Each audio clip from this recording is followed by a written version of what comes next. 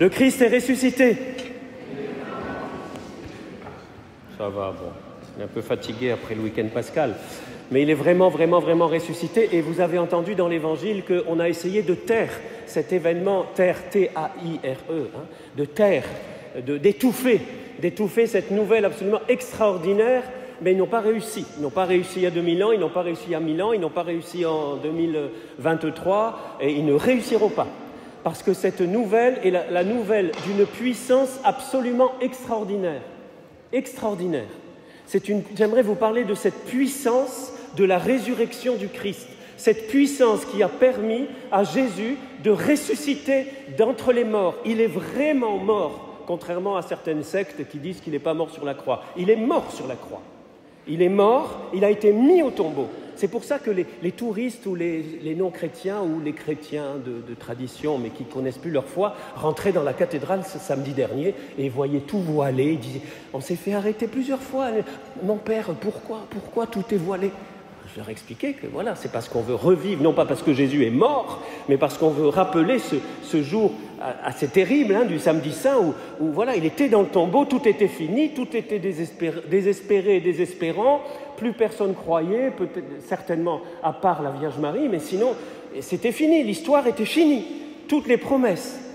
Et qu'est-ce qui s'est passé dans la nuit de samedi à dimanche? C'est pour ça la cathédrale était pleine, hein, samedi soir, et dimanche encore plus, hein, ce jour de Pâques, pour fêter cet événement absolument extraordinaire d'une puissance qui a bouleversé l'humanité. Il y a eu un avant-Pâques et un après-Pâques, et cette puissance de Jésus qui a explosé la mort de l'intérieur.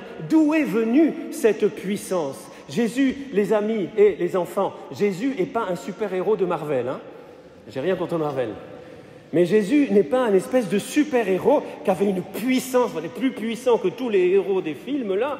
Non, c'est bien plus que ça. Il a pu exploser la mort de l'intérieur parce que Jésus est pleinement Dieu. C'est lui-même.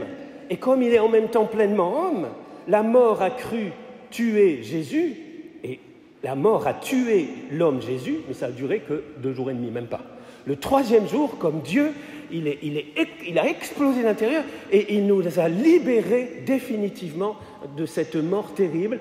Je ne vais pas refaire l'homélie de Pâques, mais vous vous demandez pourquoi peut-être je vous parle de cette puissance de la résurrection le jour de la nomination du général. Vous avez compris, il y a un lien entre Jésus ressuscité et Philippe. Et la bravade, un lien très fort. Cette puissance de résurrection, c'est une puissance de vie qui n'est pas là pour détruire. Malheureusement, dans le monde de tout temps, les hommes utilisent les puissances, pas toujours leur puissance, mais pour écraser, pas toujours, grâce à Dieu. Il y a des gens de bonnes intentions qui utilisent leur puissance et leur autorité pour le bien. Mais la puissance de la vie, la puissance de résurrection, est une puissance pour construire, pour relever, d'ailleurs ressusciter. En hébreu, on dit « Hamashiach Kam ». Le Christ s'est levé pour dire il est ressuscité. Cette puissance continue à agir depuis le jour de la résurrection et particulièrement le jour de la Pentecôte, qui est le sommet du temps pascal. Pourquoi? Parce que l'Esprit Saint nous est donné, vous avez entendu l'Évangile, élevé par la droite de Dieu, ou plutôt les Actes des Apôtres. Il a reçu du Père l'Esprit Saint qui était promis et il a répandu sur nous ainsi que vous le voyez et l'entendez. Voilà pourquoi cette longue introduction pascale, pour en venir à la bravade. La puissance de résurrection du Christ, depuis 2000 ans, continue à agir à travers les croyants, à condition qu'ils le vivent comme Jésus le veut et non pas pour écraser. D'où la purification permanente de l'Église qui nous fait du bien à tous. Que l'Église soit toujours plus fidèle à son Seigneur Jésus, à son Maître. L'Église, c'est vous, en tout cas tous les baptisés dans la cathédrale, vous êtes l'Église. Vous n'êtes pas moins ou plus l'Église que Père Joachim, le diacre Robert ou moi. On est tous membres de l'Église, tous les baptisés. Et les nouveaux baptisés de Pâques qui se sont adjoints à l'Église pour propager cette puissance d'amour, cette puissance de vie. Donc être un général puissant, Philippe, c'est être un général rempli du Saint-Esprit. On va prier pour ça. Tout à l'heure, tu vas faire ta confession de foi, on va prier pour que le Saint-Esprit te tombe dessus. N'aie pas peur. Voilà. Ce Saint-Esprit, il est en nous. C'est une puissance absolument incroyable. on a du mal à l'imaginer parce que le mot même puissance peut faire prêter à confusion. C'est passé par la croix notamment. J'espère qu'il n'y aura pas trop de croix dans ces 3 ans. Hein. Voilà, que ça va tout bien se passer et on va prier pour ça, et effectivement. Donc, vous voyez, quand Francesco di Paola, moi je préfère le dire en italien, pardonnez-moi, j'aime trop l'Italie. Vous avez compris, c'est François de Paule. Hein.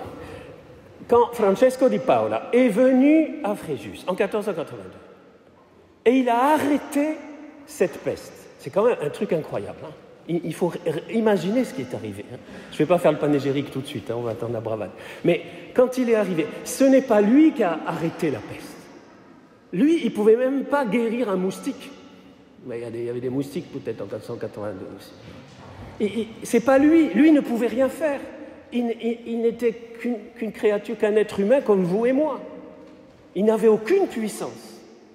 Mais parce qu'il était vraiment disciple de Jésus, parce qu'il se laissait mouvoir par le Saint-Esprit, parce qu'il faisait confiance au Seigneur, eh bien, parce qu'il a invoqué la miséricorde, à travers lui, passant par lui, Jésus, Dieu, Père, Fils, Saint-Esprit, a arrêté la peste. Et la puissance de Dieu s'est manifestée à travers un homme, Francesco di Paola, qui a cru de tout son cœur. Heureusement, ce n'est pas le seul.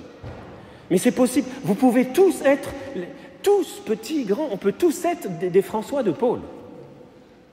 On peut tous, à notre niveau, laisser cette puissance d'amour, caritas, relever, guérir, soulager, consoler. Au risque de me répéter, mais je crois que vraiment la bravade est l'occasion de répandre la charité, la puissance de la charité dans notre cité et au-delà pour tous ceux qui passent. Alors pour finir, 2 façons d'honorer Francesco di Paola. Je vous en propose une mauvaise et une bonne. Choisissez. J'espère que vous allez choisir la bonne. Hein. La mauvaise façon d'honorer notre patron, c'est de faire justement de Francesco un super-héros, sinon un dieu. Avec un petit dé, mais quand même un dieu. Nous n'aurions rien compris à sa vie, ni à son message, ni à son action. Dans cette mauvaise solution de vivre la bravade, nous viderions complètement la bravade de son cœur. Il ne resterait que les magnifiques costumes, il resterait les fusils, les étendards, les compagnies, les tambours, les coups de fusil, armés et tout ça. Il resterait tout ça. Ça serait très bien, mais je ne donne pas long feu de la bravade. Si Dieu me prête vie, je pense que dans 10, 15, 20 ans, il n'y aura plus de bravade. Ou en tout cas, ce sera un truc, il y aura 3 pelés de tondus, pardonnez l'expression, qui suivront là les trucs. Si nous vidons la bravade, et je sais que ce n'est pas cela que vous voulez, amen ou pas amen? Vous ne voulez pas ça. Et c'est pour ça que vous êtes là. On ne veut pas ça. La bonne façon de vivre la bravade, c'est de faire comme François de Paule. C'est de chercher le Seigneur de tout notre cœur, que nous croyons pas. Et je m'adresse à ceux qui ne croient pas en Dieu. Ce n'est pas un péché de ne pas croire en Dieu. Je suis pratiquement persuadé, enfin je ne sais pas, mais je pense que dans cette cathédrale, tout le monde n'est pas absolument convaincu que Jésus soit ressuscité. Et ce n'est pas grave, c'est pas grave.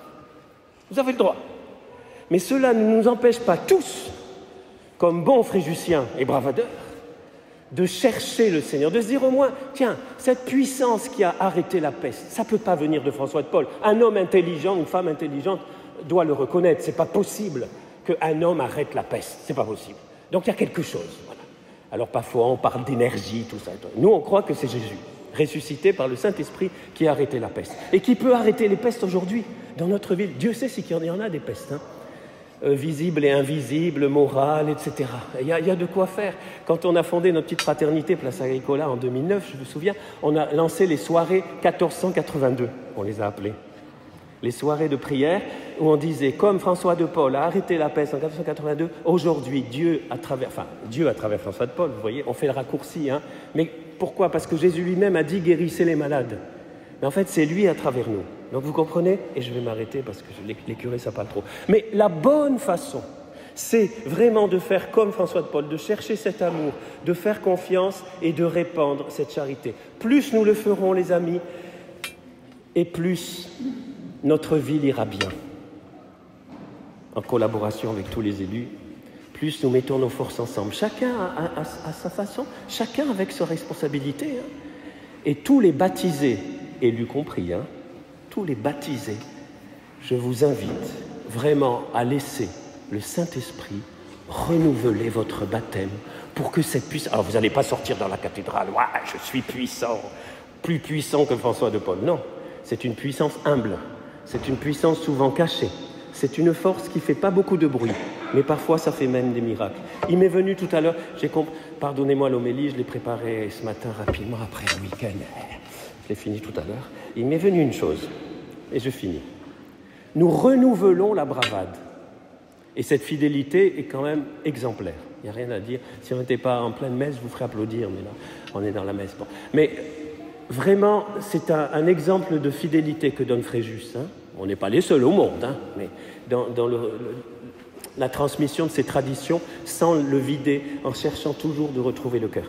Eh bien, vous voyez, renouveler la bravade. Ça, en français, en grammaire, les enfants, un peu de grammaire pour finir, même si c'est les vacances aujourd'hui.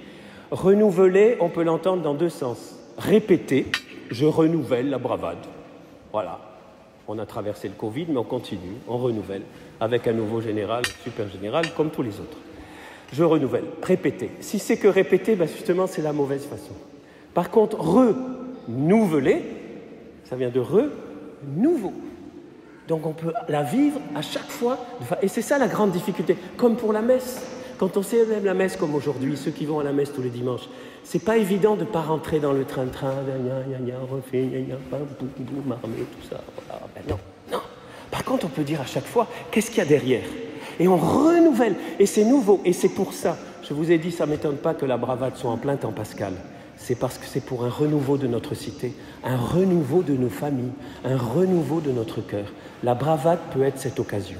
À n'importe quel moment. Ça sera peut-être quand on sera dans la barque, ça sera peut-être samedi soir, ça sera peut-être au moment où on bénira les armes, pour se souvenir que les armes, nous, on les utilise pas pour jouer, hein, mais on les utilise pour la tradition, on les utilise pas pour tuer, justement. Hein.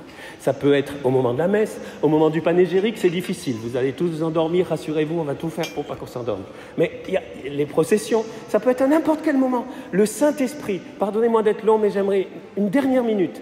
Si vous êtes prêt à être renouvelé, attachez les ceintures de sécurité. Parce que vous ne savez pas à quel moment c'est.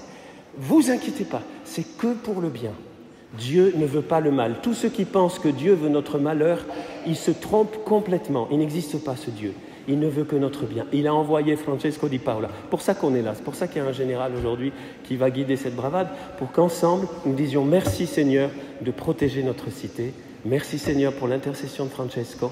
Merci pour sa prière et merci surtout pour chaque baptisé et non baptisé, pour chaque habitant de cette ville et pour chaque personne qui passera, afin que, si tu le veux, il le veut, hein, mais comme tu le veux, parce que Seigneur, tu ne forces personne, ils puissent tous te rencontrer. Toi qui es Père, Fils et Saint-Esprit.